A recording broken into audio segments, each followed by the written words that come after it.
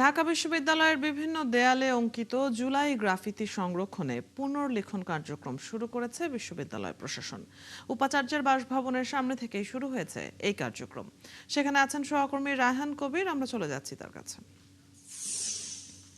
রায়হান, এই কার্যক্রমে কোন বিষয়গুলো গুরুত্ব পাচ্ছে, কতদিন চলবে কার্যক্রমটি জানাবেন এখানকার সবশেষ খবর।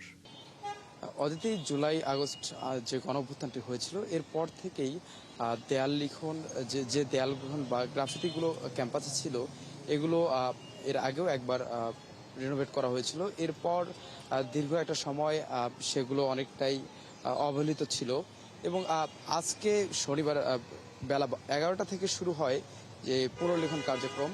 এটি মূলত 3 দিন ব্যাপী কার্যক্রমটি চলবে।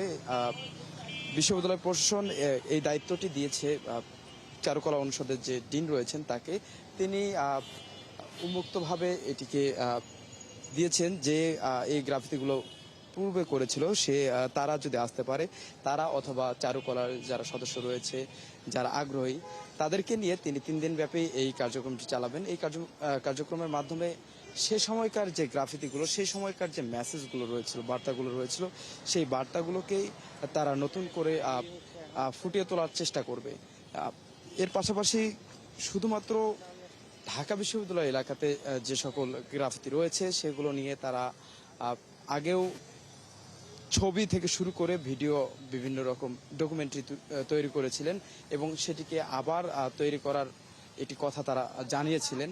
এর পাশাপাশি দেখছেন দেয়ালগুলোতে নানা রকম বার্তা দেয়া ছিল সে সময়কার আন্দোলনের এবং আন্দোলন পরবর্তী সময়ের।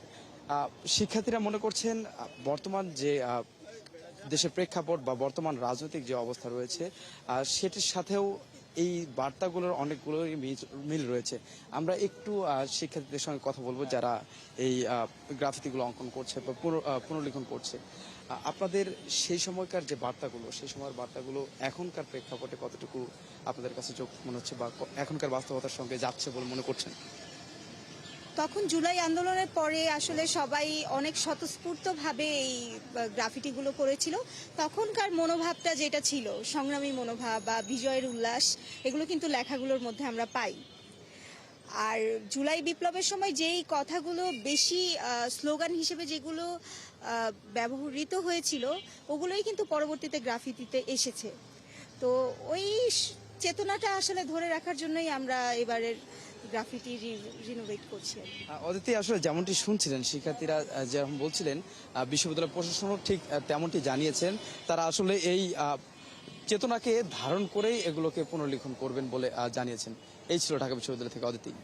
ধন্যবাদ আমাদের সাথে যুক্ত হয়ে সেখানকার খবর জানিয়ে দেওয়ার জন্য। দর্শক, ঢাকা বিশ্ববিদ্যালয় এলাকা থেকে সহকর্মী রায়হান কবির যুক্ত ছিলেন এতক্ষণ।